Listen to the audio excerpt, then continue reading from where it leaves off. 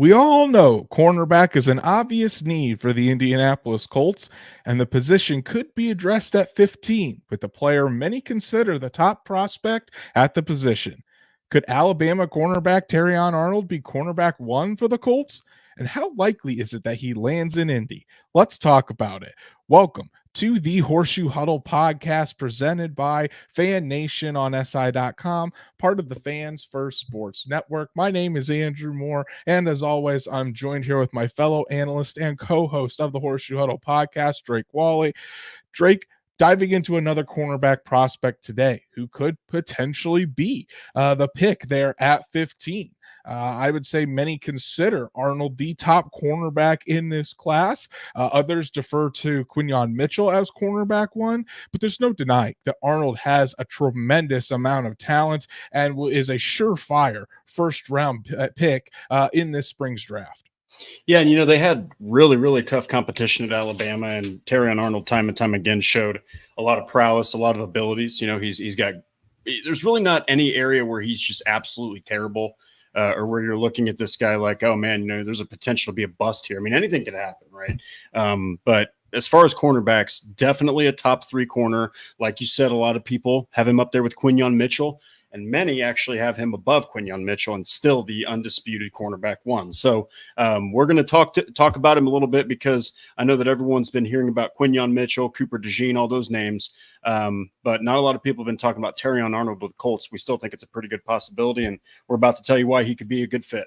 Yeah, absolutely. So we're going to look at Terrion Arnold tonight, talk about, as we have been with all the rest of the prospects, look at him athletically, look at his stats, the Colts' interest in Terrion Arnold, his strengths, weaknesses, and ultimately how he fits with the Indianapolis Colts and if the Colts would take him at number 15. So we already have a super chat this evening from Truitt, the man himself. Truitt, thank you so much for all of your support as always. Truitt says, did someone leave the windows open at the Horseshoe Huddle offices? I feel a draft. Happy birthday to me on the 19th. Well, hey, Truitt, happy birthday to you, or happy early birthday, I should say, because it's early. So maybe Thursday the 19th, or is that Friday? Friday is the 19th. So we'll get to talk to you at least one more time, Truitt, before your birthday. But thank you so much for all of your support. The third host of the show, Stats Matt, is in the house as well. We have Sean Contwright and Ty Bob. Ty Bob is here as well. So as everyone continues to trickle in, please make sure to go and follow us on all of our socials, like Horseshoe Huddle on Facebook, follow at Colts on FN on X, and subscribe to the Horseshoe Huddle YouTube channel. Hit that bell so you know when Drake and I go live every Monday and Thursday night, and for special breaking news episodes. Or next week is draft week, so we're going to have a little bit of a different schedule, so you want to make sure you have your notifications turned on so you don't miss us. And if you can't catch us live or on YouTube, Apple, Spotify, Google, wherever you listen to podcasts, we're on there as well. So make sure you subscribe, give us a 5-star review so we can reach other Colts fans just like you. So Drake, let's dive right into it, buddy. Alabama quarterback Terrion Arnold could be the Colts cornerback one. Has a lot of things that I think the Colts really, really like, not only on the field, but off the field. If you saw his interview at the Combine, make sure you go look that up on YouTube. One of the best interviews at the Combine, bar none. This guy's a dog. Both on the field and off the field, you can see his mentality, and it really, really fits what the Colts are looking for at the cornerback position. Yeah, and look, man, you always want good character because one of the biggest I think downers is when you get a guy that's got all this talent and they just don't mesh with your locker room. You're not going to get that with Terrion Arnold. Kind of like you said, his interview was absolutely fantastic. Like Andrew said, please go check it out. You'll really like the guy, regardless of if he's a Colt or not. You'll respect him at the least. But he's got a lot of, I would say, nuances and a lot of abilities that could turn him, if it all works out, into just an absolute badass at cornerback. There's certain things that we'll talk about that are a little bit misleading athletically, and we kind of hashed those out before the show, but man, there's a reason a lot of people think he's the number one corner. All right. He's earned it. He showed it, especially last year. He set some career highs in 2023 in Nick Saban's last season at Alabama. I mean, him and Kool-Aid McKinstry, I mean, they were they were a problem. They were a problem there at cornerback. So I personally think Terrion Arnold is a better cornerback than Kool-Aid McKinstry. But I mean, it's all there. We'll get into the strengths and weaknesses, but there's a lot to like here, man. And if they do end up picking him, I really do think that they've got potentially one hell of a cornerback. And like we always say, if it hits, it's going to look really, really good in Gus Bradley's defense because he kind of fits that as well. Yeah, I would certainly agree there. So guys, as we have done previously, we're going to take a look at the RAS for Terrion Arnold. Again, huge shout out to Kent Lee Platt for the RAS system. It just in general, it's a great tool for us to use, and it really gives us a good perspective and a good look at these guys and their athletic testing. So Terrion Arnold, his RAS is up on the screen, 9.27. So he did register as an elite athlete, but it is a little bit interesting to see, Drake, because a lot of the guys we've talked about and done these deep dives on as prospects shown a lot of green on the screen. I think this is one where we've really seen the most yellow. However, he still registers as a 9.27 overall RAS, which is a high level elite athlete. Almost 6 foot, 189 pounds is average size for a cornerback, I would say. 37-inch vertical, but that broad jump, 10 feet 9 inches, really good broad jump score. 4.5 40, so not a burner at the cornerback position, but certainly good enough there, with an elite 1.52 10-yard split. So he's really good in the short area. Maybe the long speed isn't quite there for what you might want, but 4.5 speed is plenty good for to be a good cornerback in the NFL. And then again, you look at some of the agility scores. Great three cone with a 6.69 second three cone, one of the best three cones that we've ever seen from the cornerback position. But the short shuttle, a 4.24, again, kind of average. So it's a little bit up and down. Now, again, these are testing numbers for the drills that happen at the combine, at the pro day. Obviously, they're not necessarily indicative of what happens on the field, but we know the Colts take a lot of stock into these numbers, Drake, and so there's a lot of up and down with what Terrion Arnold has put on display as far as the testing numbers throughout this draft process. Yeah, and when you look at that RAS chart, it is so weird. It's just a weird one to look at because, like, you see his height. It's you're like, okay, but then you look at 189 pounds, might be a little bit undersized for what the Colts like. I mean, let's just be honest right there. The height and weight, those aren't really Chris Ballard, Gus Bradley types of metrics. But, I mean, when you look at the broad jump, you look at the three cone, you look at the 10-yard split, that means this guy – I love the 10-yard split numbers because if a super speedy receiver starts running away right on the break of whatever route that receiver's running, he has the speed to keep up with them. He's going to have that acceleration. He's going to have that short burst. Then you got to ask yourself, can he keep up with them? And that's where the 40-yard dash and the 20-yard split kind of, it's almost like it gets slower, like just pretty progressively. So it's interesting. I mean, he still hits that over 9 RAS score like we always talk about that Ballard loves, but this is probably one of the more interesting charts I've seen because it's kind of confusing. You're like, where are the strengths and where are the weaknesses here when it comes to his athleticism? But I mean, last season he played absolutely fantastic football. His Pro Football Focus numbers read absolutely off the charts. So maybe it's one of those things where athleticism isn't necessarily everything, and you could potentially put on a little bit more weight so he's not getting shoved around by big wide receivers off the line of scrimmage. Yeah, that's definitely something that I think showed up on his tape was his play strength needs to improve a little bit. Yes. But I mean, you look at the rest of the numbers, his arm length is over 31.5 inches. Mm-hmm. That's a good length for a cornerback. So I don't think there'd be any issues there. You definitely see his length pop up on the film. But again, there's a lot of yellow on this screen, which usually means good. Green is more of the great to elite, but he still comes out to a final RAS of 9.27, which does end up being an elite score as far as the RAS is concerned, Drake. So still a very high level athlete, maybe doesn't excel or jump off the charts, but still high enough athlete that I don't think it would be too big of an issue for the Indianapolis Colts in terms of his overall athleticism. Yeah, and since we cover the Colts, a lot of times they're linked with like just freakish cornerbacks like Juju Brents that are built like that, right? Or even Right. Dallas Flowers. Dallas Flowers is a pretty lanky dude, super fast, super athletic. But then you have to look at Kenny Moore.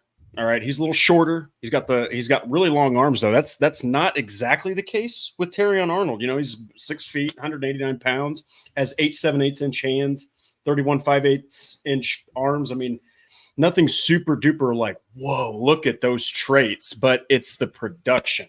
And at college football's highest level, in arguably the top 5 program every single season, where everyone's coming for your freaking head. So it's just really interesting because the traits aren't necessarily on paper there, but the production is. So it's a little opposite of sometimes what we talk about with some of these guys that Chris Ballard likes. Maybe not the production isn't there, or maybe the production isn't there yet, but the traits are, and then you got to think about the ceiling. So Terrion Arnold's definitely, just looking at paper, he's one of the more interesting prospects I think we've covered, because it's like you can see him with the Colts, but you also can't. Yeah, and especially in terms of the fit with the Colts. So you talked about his production. Let's dive right into his production from the 2023 season and his career there at Alabama. So really came onto the scene in 2023 with the Crimson Tide. 63 tackles, 6.5 tackles for loss, 5 interceptions, which led Alabama, 12 passes defended. He also had a sack and a forced fumble in 14 games. Those were good enough to earn him first team All-American and first team all SEC honors. So Drake, just looking at the raw stats there, what stands out to me, ball skills, 5 interceptions, 12 passes defended. And I think he was one of the more regularly targeted cornerbacks in the SEC as well. So he was tested on multiple occasions and rose to the occasion,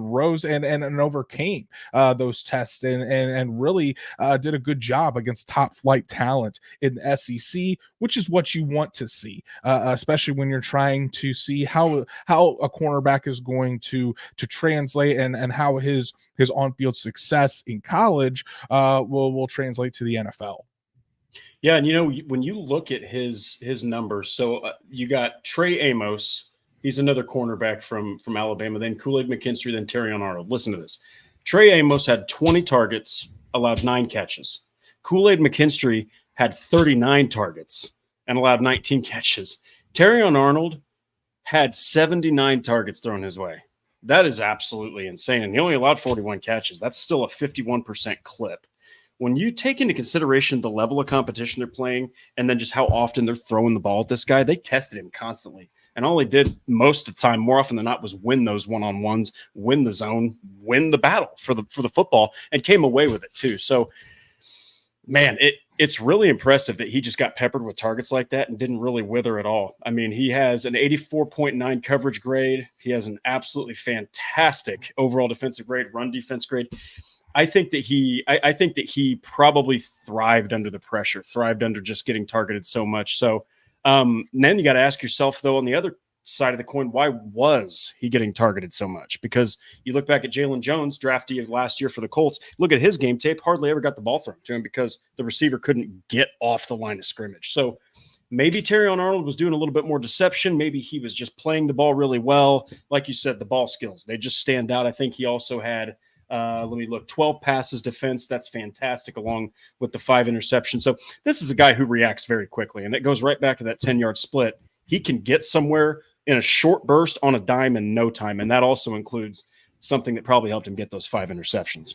Arnold was a 2-year starter there at Alabama, redshirted his freshman year, but then his sophomore and junior years at Alabama was definitely thrown into the fire and used as one of those top cornerbacks. Career statistics in those 2 seasons, 108 tackles, 7.5 tackles for loss, 6 interceptions, 20 passes defended, the 1 sack, and the 1 forced fumble in 25 career games. And guys, it's now time for the Stats Matt stat of the day. So the first stat that Stats Matt put into the chat was pretty much what we just covered. His total stats. It is 23 career games, which was a total of 785 coverage snaps.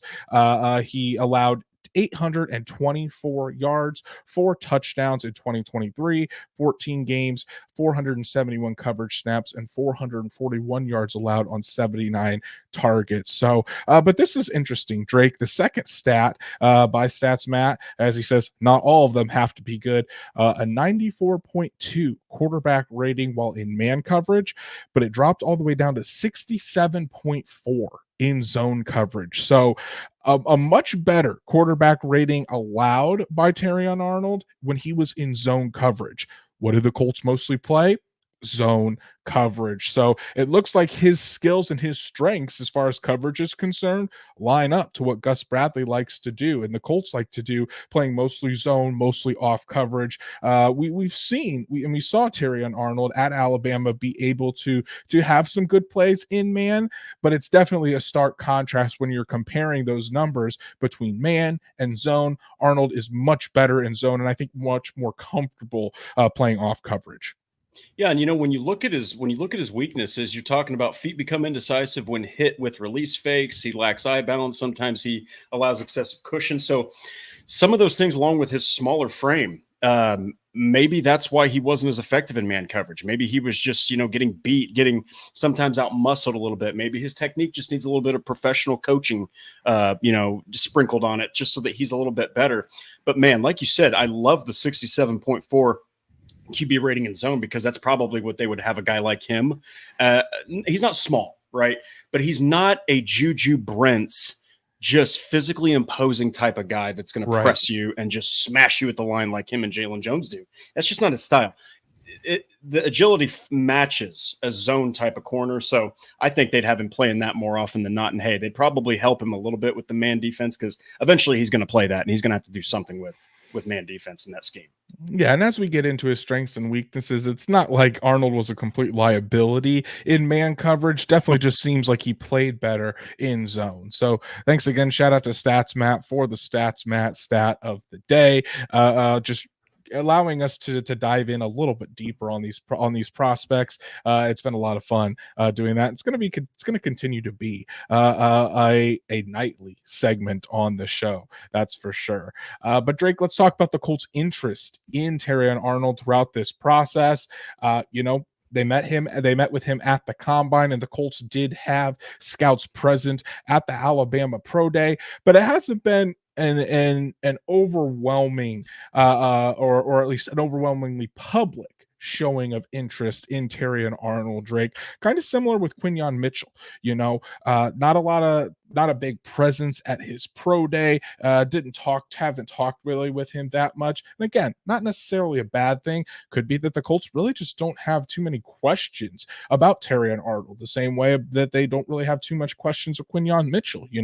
They've really shown what they can show. The proof is on the tape. They've certainly talked with him and met with Arnold, and they don't need to go above and beyond to really bring him in and spend a lot of time on him when they don't have too many question marks left on his tape. Because when you turn on the tape for Terrion Arnold, some of the best tape in the entire class. Yeah, and that's why it's fun. That's why we suggest fans just enjoy this whole process, because listen to what Andrew just said. You could send a whole contingent of people to a pro day because you love the prospect, or because you have so many questions about what they could potentially be. Just like you could send no one or barely talk to the guy, a la Quentin Nelson, and it's because you're just like, no, we really don't need to, throw our resources out there. We know what this guy is, and we know he's a great fit. There you go. So there's just so much smoke and mirrors going on. But the fact that they need cornerback so bad, the fact that I also think it's similar to Xavier Worthy and A.D. Mitchell, you also had Kool-Aid McKinstry there.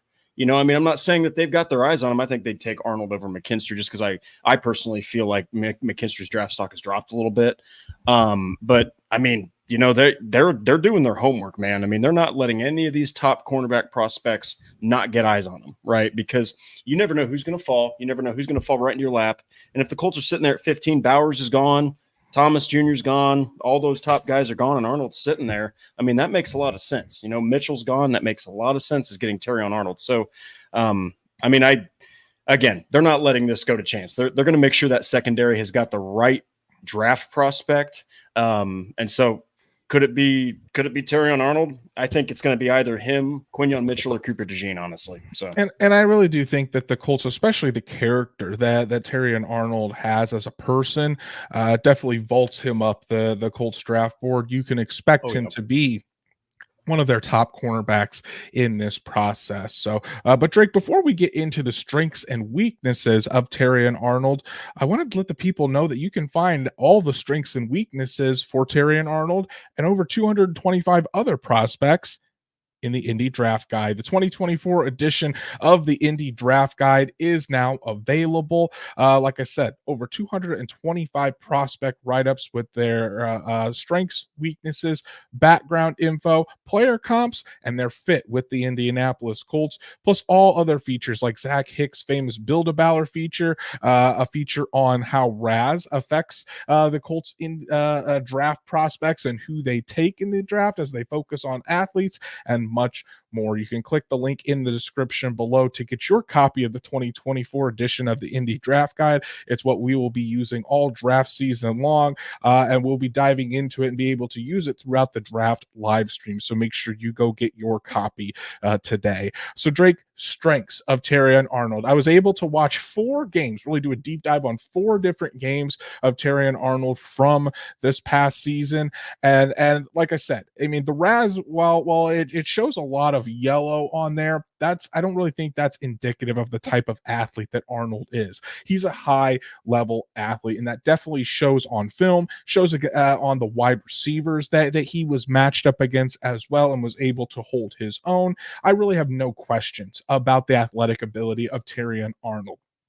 But what really stood out to me, he's got a really high football IQ. And I think this is what makes him so tantalizing to the NFL, is that he already has a very high level and a high understanding of the passing concepts, you know, when to come off routes, when to pass routes along to other teammates, being able to read a quarterback's eyes, understanding the down and distance, not being faked out necessarily at times by routes for the most part. He's got a really good understanding of how to play the cornerback position.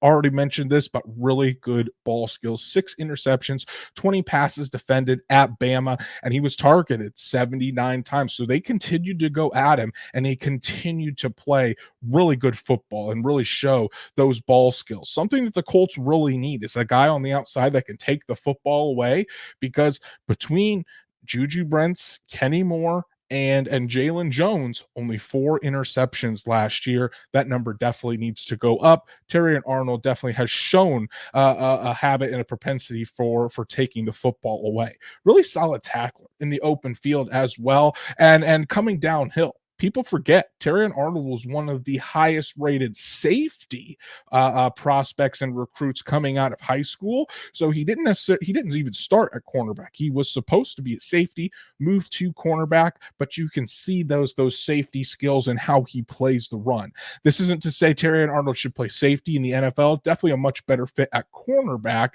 but played a lot of safety in high school, and you can see that in the way he tackles, his willingness to really get involved in the running game. Really good tackler at the point of attack. And we already mentioned it shows in the stats, best in off zone coverage. This is a strength as far as his fit with the Colts as well, since that's what they primarily play is off zone coverage. We saw it last season with Juju Brents and with Jalen Jones. That's why I think Terrion Arnold would be a really good fit in this Gus Bradley defense. And I put this in all caps in my notes: competitor. That mentality that Terrion Arnold has as a competitor, as a voice within the locker room, that stands out. You can see it on the film. Even if you don't hear an interview or hear him speak, you can just see that competitiveness on the field. And then when you listen to him speak and you get to know more about him as a person, that is a tremendous fit within the Colts locker room. You know, Chris Ballard, Ed Dodds, Morocco Brown, love to hear that, love to see that. So he's definitely got the right mentality that the Colts are looking for in an alpha male cornerback one per se. So I think he would be a tremendous fit within the Colts locker room, really bring a juice and an energy to this Colts defense, similar to what Shaquille Leonard brought to this defense as well. Look, if you can bring some kind of leadership like that to cornerback for the Colts, you already have Kenny Moore, who is a hell of a leader, and Juju Brents, who could become that. If you could have a trifecta like that, man, that's fantastic. And look, I'm urging everybody to go buy the freaking Indy draft guide. It's so worth it. I'm going to give you a little bit of a spoiler here and give you just the brief how he fits section. Arnold is a bit smaller, not as explosive as the typical Colts cornerback, but his play style fits exactly what the team needs. A former safety with excellent movement skills, he could step in and establish himself as the top outside guy in Indy early. He has the ability in man and the instincts to be in zone, to be a Stephon Gilmore level impact player for the defense. Day one of minicamp, and his player comp is Jalen Johnson from the freaking Bears, who is just a bad dude on defense. So, man, you look at the fit, you look at the strengths. You've got a guy who is just almost like a pit bull, but he's a little smaller, basically. And so, I like the fit. I think if the Colts do end up, with Terrion Arnold in round one, I don't think there's a single person in that building that's going to be upset. And I think you potentially could be getting yourself the absolute undisputed best cornerback in the 2024 NFL draft. He's certainly up there. I definitely think that him and Quinyon Mitchell are neck and neck for that cornerback one ranking. I think a lot of it is going to come down to that team fit, Drake, of who you like better. Is Arnold a better fit in your defense, or is Quinyon Mitchell a better fit? And really, that's how they're going to decipher between the two, because for most of the top draft pundits, I'm talking about Dane Brugler, talking about Daniel Jeremiah, a lot of those guys have Arnold and Mitchell maybe separated by a spot or two on their overall big boards. I think the NFL is very is similar. I would say very, very close to that as far as being able to decipher these guys. A lot of teams probably have Arnold and Mitchell as 1A and 1B in this draft class, and it's really which player fits best with your defense is going to get that extra boost to be the cornerback one. Now, Arnold isn't a perfect prospect. If he was a perfect cornerback or with very few blemishes or weaknesses, cornerback's a premium position in the NFL. So you'd be looking at a guy that could potentially be a top 5 pick in this class. But Arnold does still have some weaknesses. Again, we kind of mentioned this when we talked about the Raz, but he's not the fastest cornerback. The 4.5 40 isn't terrible, but it's not elite either. And then the 1.91 flying 20 is below average, so as he doesn't have that long speed that you're looking at. When you look at Quinyon Mitchell has that long speed, 4.3 340. He's got a really good 10-yard split, really good 20-yard split. There's no question marks around speed with Quinyon Arnold. There is a little bit with, Quinyon Mitchell. There is a little bit with Terrion Arnold. Definitely just different players there. But Arnold definitely not the speedster that Mitchell is on the outside. And Arnold can be over aggressive in his technique. There were a few times where I was watching those games, I saw he would release early. He would be opening up his hips a little bit early, and it ended up getting him in trouble.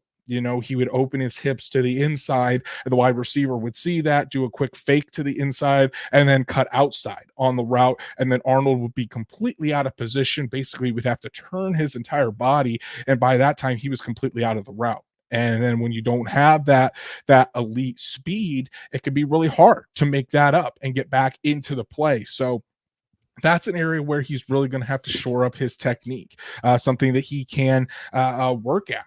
Something that NFL coaching will definitely help with, so that way he's more patient, doesn't open up his hips early. Definitely something that can be fixed at the NFL level. He can also get kind of handsy when he falls behind in routes, and it does lead to some penalties. I think he had 2 pass interference calls in 2023.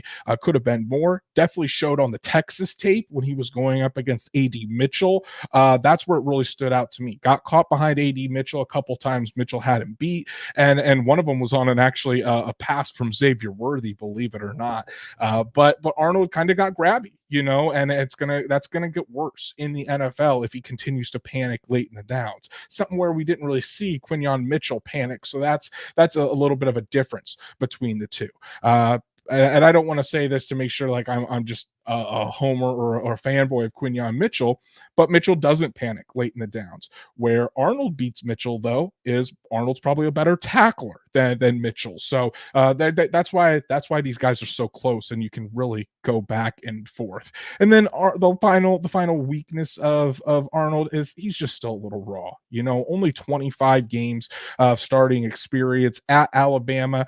Granted, that was against SEC competition, so it was really good competition and really good reps that he was going up against. However, he's still a fairly young prospect. Only played cornerback for 2 seasons, like I said, because he was a former safety in high school, still learning the ins and outs. So in a way, that could be a good thing because, NFL teams are saying, okay, Arnold is already this good at the cornerback position, and he hasn't really played the position that long. So what is his ceiling going to look like when he gets more NFL, when he gets NFL coaching, more time at the cornerback position, and he's able to refine his game in a couple years? What's Arnold really going to look like at the cornerback position? So that's going to be key, and I think it's going to be definitely play into his evaluation by NFL teams. Potentially could bump him up a little bit if people think his ceiling is going to be really, really high, or other teams think, he's just not ready yet, and it could cause him to fall. So again, it's going to be really team specific on how Terrion Arnold is viewed around the league. Yeah, and when you talk about that back end speed as opposed to the front end speed, so like he can get up and go in an instant, but if it's like a long post, remember Nico Collins in week 18, that's where he could see some trouble, is a bigger, faster, long extending route type of thing. He just does not have elite foot speed. And to go back to it, a guy like Quinyon Mitchell, he's just going to keep up with you down the field. That's all he's going to do. Maybe he's not as good in the short burst, but he's going to keep up with you downfield. But the good thing about Terrion Arnold is even though he doesn't have that long speed, he played 205 snaps at slot. Okay. So this is a guy that's typically where you see that short speed really work out, so maybe they move him inside a little bit more. Maybe they play him in the slot a little more to start out, and then they adjust him more to the outside. Because when you draft a guy in the first round as a cornerback, you probably want him, especially if you need an outside corner, you probably want him to start outside. So I think that they would probably start him a little more in the slot just because there's not like long extending routes where he could struggle. But like you said, he's a little smaller, so I think some of those bigger receivers on the outside might muscle him a little bit. You mentioned that, he tends to like be a little more loose with his hips, and he sometimes doesn't track. He doesn't like read the routes correctly. That sounds like a guy who's Trayvon Diggs, man, constantly looking for that interception, just always looking for that interception, opening his hips so he can undercut the route, staying a little more loose so he could potentially catch the quarterback, on a little bit of a slower throw. And in the NFL, guys will just gobble up 10 catches. They'll Jamar Chase you. They'll just catch 10 balls for 115 yards and not a single touchdown, but it moved the ball enough to kick your ass on defense. So you can't always be a ball hawk. And I think Terrion Arnold needs to realize that. I think he's going to come into the NFL and these receivers are going to trick him. I mean, they're going to fool him a lot if he's that gung-ho to go catch the quarterback's pass. So I think that he just needs to use that incredible football IQ a little more and not be so just determined to get a pick every play. I think that that's some of the times he sold out a little too much to get that ball, and it made him look a little bit bad on some of those plays, especially against Texas, like you mentioned. AD Mitchell I watched that tape, and he kind of tore him up a little bit at times. So a lot of room to improve, but like you said, he's also still raw, and he's still a first round prospect, man. So that shows that if the ceiling and the trajectory all work out, I mean, holy crap, man, you could have yourself a really good corner, a little undersized, but hey, Kenny Moore's undersized, and he does pretty damn well, if you ask me. Want to highlight this comment from Semper Colts fan. Semper Colts Joined fan us says earlier on Bleacher yeah, Report. Exactly. I was getting ready to say that too. I would rather have Mitchell, but if he's gone, we take Arnold at 15. I would not be mad. I love the way you guys break things down. Good job, guys. Wanted to highlight this because Semper Colts fan is one of the fans that, and one of the loyal listeners that tunes into our Bleacher Report live streams. We did another one of those today. Thank you so much, Semper Colts fan, for all of your support, both on YouTube here for Horseshoe Huddle, as well as our live streams with Bleacher Double duty. Report. Yeah, exactly. So really appreciate all of your support as always. We got another comment in here from the CFO. Tax day wasn't a good day for the CFO. Hey, but thank you, Patrick, for being here and continue to be an absolute menace that you are. I love it, brother. But yeah, Drake, you mentioned that teams could start Terrion Arnold inside because he does have experience playing the slot. I don't think the Colts would be one of those teams, though, because you got Kenny Moore and you just paid Kenny Moore top tier slot cornerback money. So if you're doing that, Kenny Moore is going to be your slot cornerback. Terrion Arnold, again, it would probably be trial by fire. I understand wanting to get him into the game, but if you want him to be that outside corner, the only way he's going to learn is by being an outside corner. So he would end up being an outside corner with the Colts, probably take his lumps at times, but you would probably hope that he's able to figure that out and be better for it as the seasons goes along and as he gets more experience. So, but let's talk about Arnold's fit with the Colts. You kind of talked about it earlier, Drake. You mentioned the excerpt from the Indy draft guide. Love the plug. Make sure everyone in here and listening, so good. Go get the Indy draft guide. But I do think Arnold would be a good fit with the Colts. Really good in zone coverage. Again, that mentality that he would bring to the cornerback room, to the Colts locker room, is exactly what they like to see. Not the most physically imposing cornerback, obviously, but he's still a young guy, has a high ceiling. He can be easily coached. Still a very, very good athlete, and I think he would fit in well next to Juju Brents there on the outside. You don't necessarily have a guy like that can run a 4.3 speed. Then if you have if you have Brents on one side and Arnold on the other, but Arnold has all of the traits there to be a legitimate lockdown corner in the NFL. And his player comp for the Indy draft guy we gave him was Jalen Johnson. Jalen Johnson is an all-pro cornerback in the NFL for the Chicago Bears. And I think Jalen Johnson would be a fantastic fit with the Indianapolis Colts. The same with Terrion Arnold. I think Arnold would be a fantastic fit with the Colts. I think he would fit right in and start from day one at that outside cornerback spot opposite of Juju Brents. Is he going to be perfect? No. But no rookie cornerback is going to be perfect. No cornerback is going to be perfect. It's one of the hardest positions to play in the NFL. So he's going to take his lumps as he learns. But he's a guy that's young. He's got the right mentality to be a very good cornerback. So if the Colts did take him in the first round, yeah, I think people could agree with Semper Colts fans or some Semper Colts fan. If the Colts take Arnold at 15, they really shouldn't be mad about it. No, I mean, look, you're getting a complete cornerback, and this is the new biggest, most favorite word of everybody to describe a real badass in the NFL nowadays, and that's dog. Okay, he doesn't have those physically imposing abilities, but man, he's going to be there from quarter one to quarter four, man, and he's just going to grind, and he's going to keep on going. And he played so many different roles at Alabama. I mean, 69 of his snaps, he was in the box too. Okay, so this is a guy, you're getting a versatile player who, like you mentioned, he played safety, which is why he probably had the most snaps in the box of any cornerback of Alabama in 2023. So, yes, he's not, 6'4". He's not 215 pounds. He's not like Sauce Gardner, lanky, looking like Slender Man out there. But this is a guy like Jalen Johnson. That's a beautiful comp because while smaller, he just is constantly good with his technicals. He's good with his fundamentals. He just needs to get a little bit faster. And dare I say it, Jalen Johnson is like almost 200 pounds.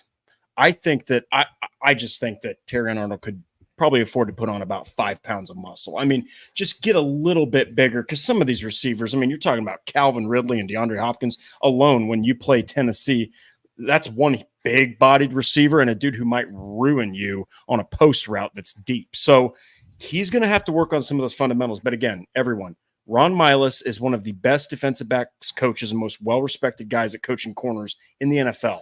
I think that if he got Terrion Arnold, he wouldn't be complaining at all that he got potentially the number one cornerback in the draft. And I didn't even mention Arnold's ball skills. I want to go back to it. I mentioned it earlier, but Oh yeah. the Colts had what, 4 interceptions out of their starting three cornerbacks, and Terrion Arnold had 5 last year alone. Led Alabama. So those ball skills is a trait and something that a lot of times can't be taught, but it's something that can add such value to a defense, especially a defense like Gus Bradley, like the Indianapolis Colts, that really places a premium on forcing turnovers and really needs to be a team that forces turnovers at a high rate in order to succeed. So really don't want to really want to make sure that we talk about that, because that could be one of the deciding factors if the Colts are choosing between Quinyon Mitchell and Terrion Arnold, because if both of them have pretty good ball skills, but if I would have to say which one is better, probably going to lean Terrion Arnold just by a smidge there. So we'll have to see. But Drake, we talked about that he'd be a really good fit with the Indianapolis Colts. So would Quinyon Mitchell. So would multiple guys that we have talked about and done these deep dives at. So in the end, do you think the Indianapolis Colts take Terrion Arnold there at number 15, or give me a scenario in which the Colts do take Terrion Arnold there at number 15? I think that I'm going to put a scenario in. I think that the Colts should only take Terrion Arnold at 15 if Quinyon Mitchell is off the board. Okay, and I'm saying that because it is that Gus Bradley, freakishly long, athletic type, super fast type of guy, and I think that the Colts probably want to address corner if they can with a guy who can defend you underneath with speed and deep with speed, like Quinyon Mitchell, especially after that Week 18 game. I mean, it was bad. First play, 75 yards right there. I guarantee you that they were like, we got to get a faster corner in the draft. Like, I bet it just they burned right in the back of the brain of all the coaching staff. I think Terrion Arnold, he's got all of the skills. I have him as my cornerback too, but I'm telling you, I think that he's got every single tangible skill to be successful in the NFL. It's just going to be a matter of discipline. It's going to be a matter of letting up bad habits, just like any other college prospect. He's going to have to not try to go for the interception every time. I swear, he will have guys catch 10 passes on him if he keeps trying to do that kind of stuff. This isn't college. He's going to have to also get just a little bit bigger. And I saw someone mention 5 pounds of muscle with a question mark. Yeah, 5 pounds of muscle. I mean, I think Bernard Ryman, good God, he put on 20 pounds of muscle, and he became a far better prospect at left tackle.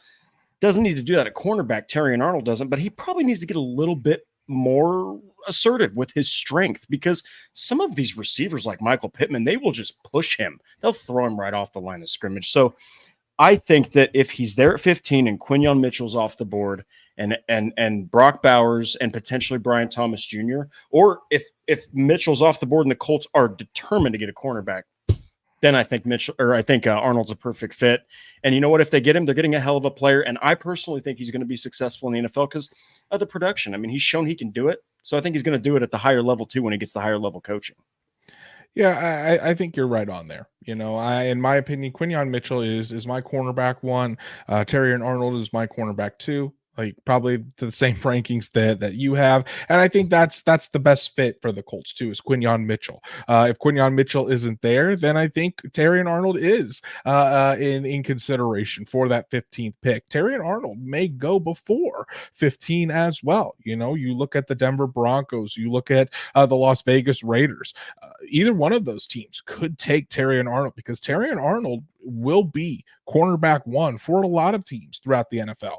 I just don't think it's going to be with the Colts. I think if the Colts, it would probably be Quinyon Mitchell, then Terrion Arnold, then Cooper DeJean. And I don't think the gap between Arnold and DeJean would be that much. So if Mitchell's not there, if Brock Bowers isn't there, those are the 2 guys that I've said run the card in. Thomas, Arnold, DeJean, all of those guys that you have the potential to trade back if you're the Indianapolis Colts. In my opinion, if Thomas is there, I wouldn't trade back. But if it's just Arnold and DeJean that you're looking at there, then yeah, you could definitely entertain those offers. So ultimately, is Terrion Arnold the Colts cornerback 1?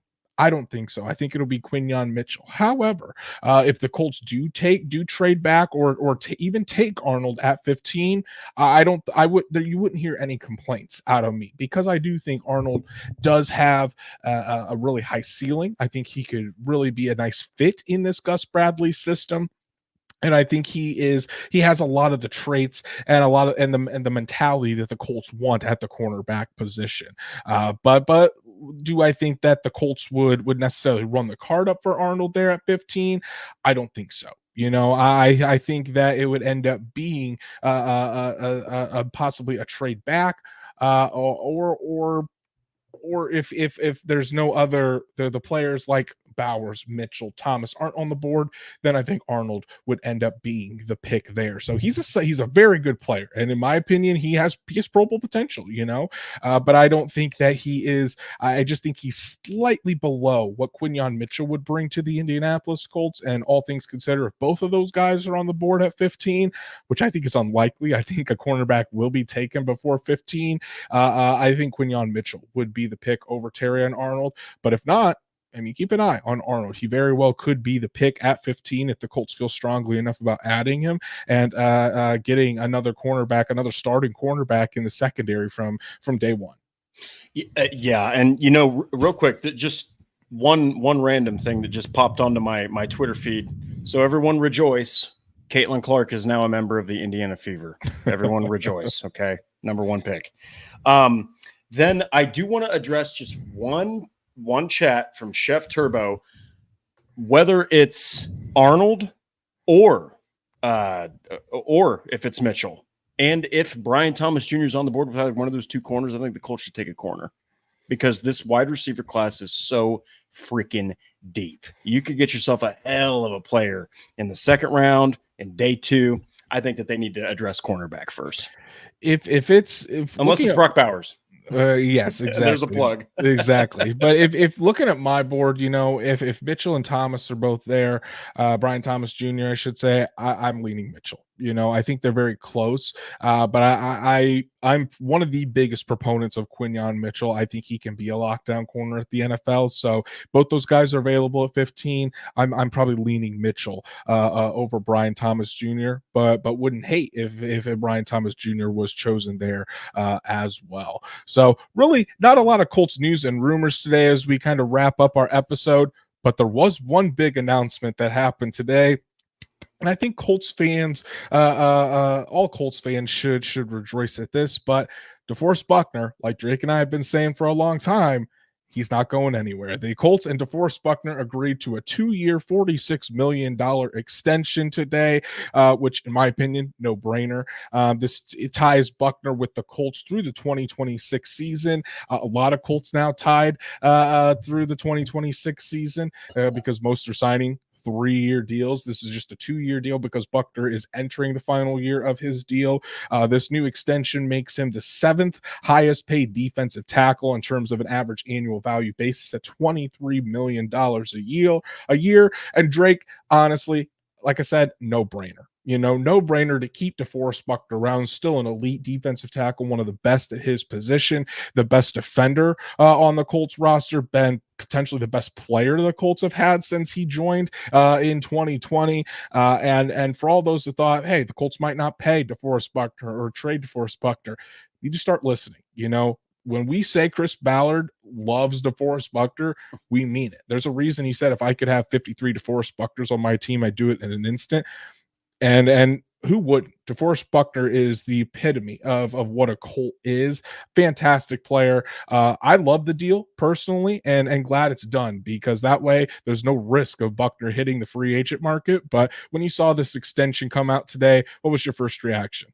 I loved it. I'll never shy away from DeForest Buckner getting money to stay with Indianapolis and just staying with Indianapolis, because ever since he's been with the team in 2020, all he's done is only miss 2 games. Okay, all he's done is put up literally top-level production. In fact, if you go and watch Wilkins, I cannot remember his name. Christian Wilkins? Yes. So he talked with Terrion Armstead about his top defensive tackles.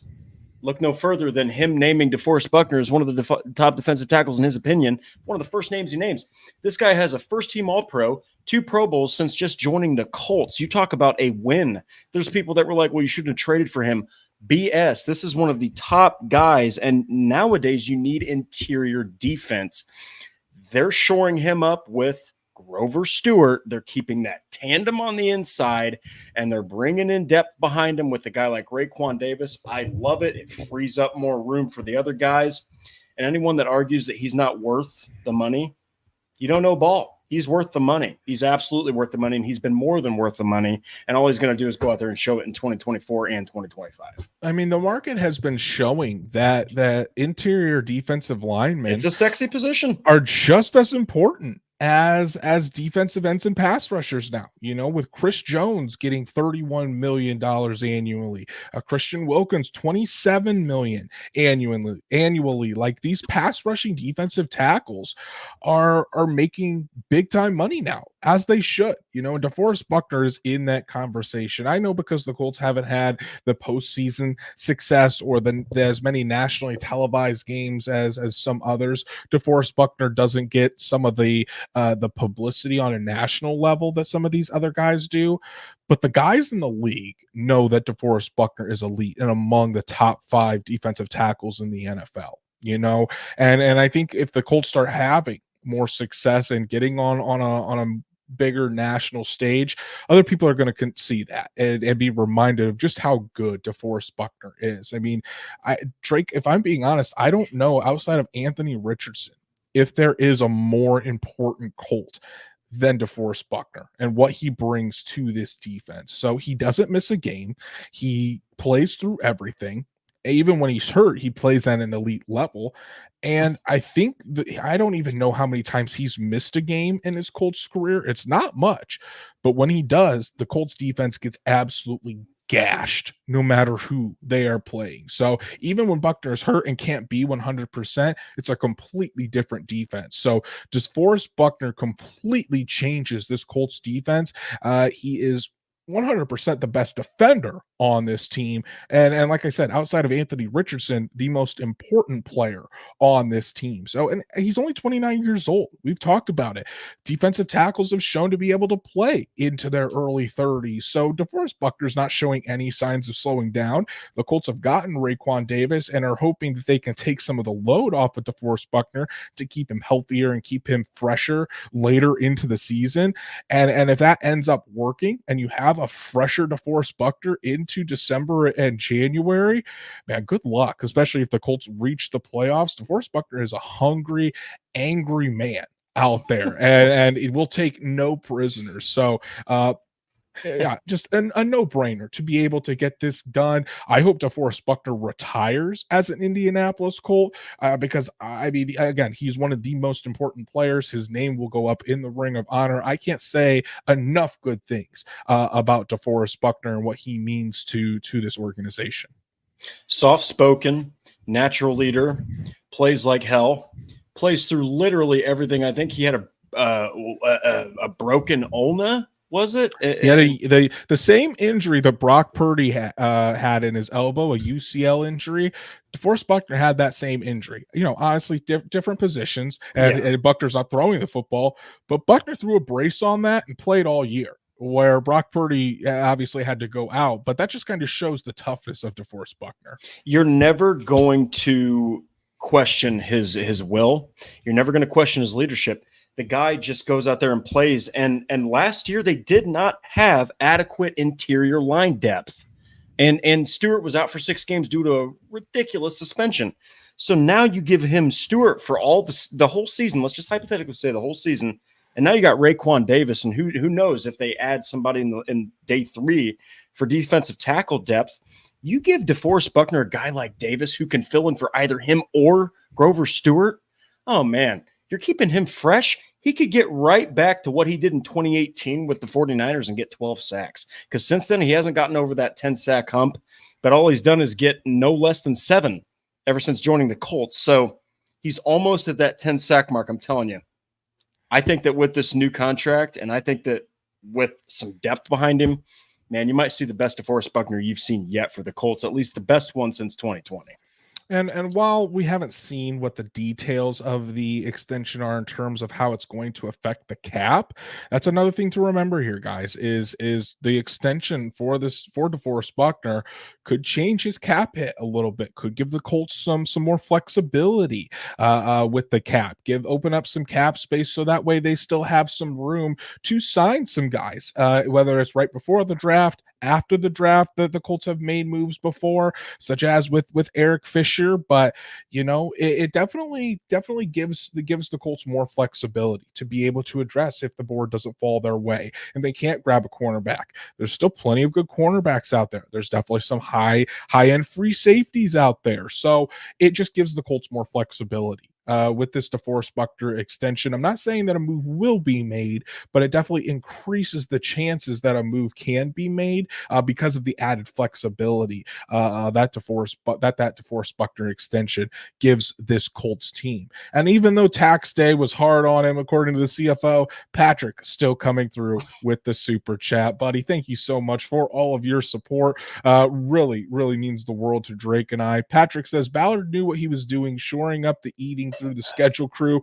Big win for the creative media department. Yeah, absolutely. Because if you don't know what Patrick's talking about, last year for the schedule release, DeForest Buckner and Grover Stewart, basically they brought out dishes from the opponent that they were playing, and Buck and Grove had to guess who the opponent was and then eat the food.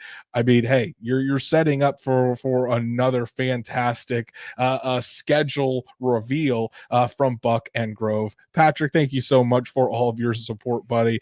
You make Drake and I's night a lot of times doing these shows and help us enjoy what we do. So really appreciate it. So really good day, Drake, for DeForest Buckner's entire Colts organization.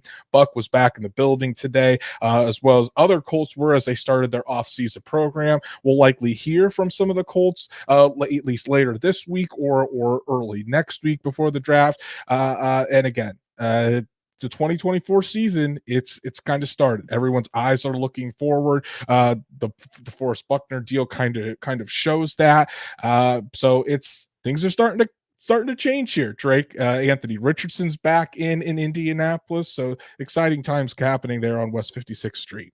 Yeah, and you know what? Going right back to Buckner, look, man, you're talking about a Colts staple. He's one of the best on the entire roster, so he's earned that. But just like you said, man, as we approach the draft, which is just 10 freaking days away, the Colts have kept all of those pillars that they've kept them all in-house, which, remember, everyone, you don't win a Super Bowl by winning the off-season playoffs. You win a Super Bowl by retaining the talent that knows your scheme, your culture, and their teammates, and that's exactly what the Colts have spent most of their money on.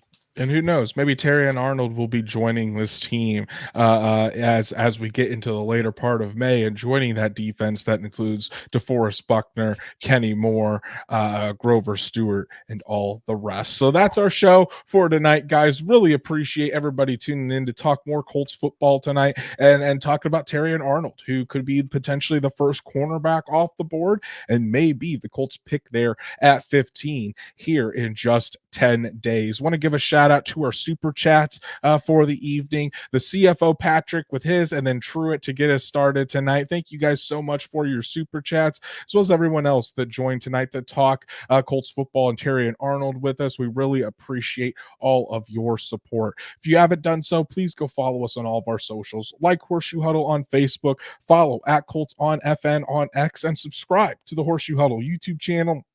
Hit that bell so you know when Drake and I go live every Monday and Thursday night, or for special breaking news episodes, or if our schedule changes so you never miss us. And if you can't catch us live, we're on YouTube, Apple, Spotify, Google, wherever you listen to podcasts, we're on there as well. So make sure you subscribe, give us a 5-star review so we can reach other Colts fans just like you. And don't forget to order the Indy Draft Guide. 10 days until the first round of the 2024 NFL Draft kicks off. Make sure to get your copy so you're up to date on all the prospects in this class and who the new additions to the Indianapolis Colts could be. Just $10. It's really a steal. The link is in the description. Go order yours today. Drake, I know you've got some pieces out there on horseshoehuddle.com that the people need to check out. Tell them what they need to go look for. So, like Andrew said, I've had multiple, but some of my favorites are the originals, of course, not the aggregates. So, Indianapolis Colts draft 3 trade back targets in round 1. I did how Chris Ballard has succeeded and failed in free agency as a GM. And then I had 3 sleeper picks to keep an eye on, which, if you want a little bit of a preview, go to Apple or Spotify and go check out Horseshoe Huddle Halftime. Hey, love the plug there, Drake. Yeah, definitely go check out those. For myself, released my second mock draft for the Indianapolis Colts, and while we're still on the Brock Bowers train, Brock Bowers didn't make it to number 15 in this mock draft, so go check that out. And then I have more on the DeForest Buckner extension that happened today, so make sure you check that out and all the rest of the fantastic pieces on horseshoehuddle.com. Go follow Drake at DWelsterDrake. You can follow me at Andrew Moore NFL, and we'll be back Thursday night to talk more NFL draft with you guys. We've done our deep dives into the top prospects that the Colts could take in the first round and at 15.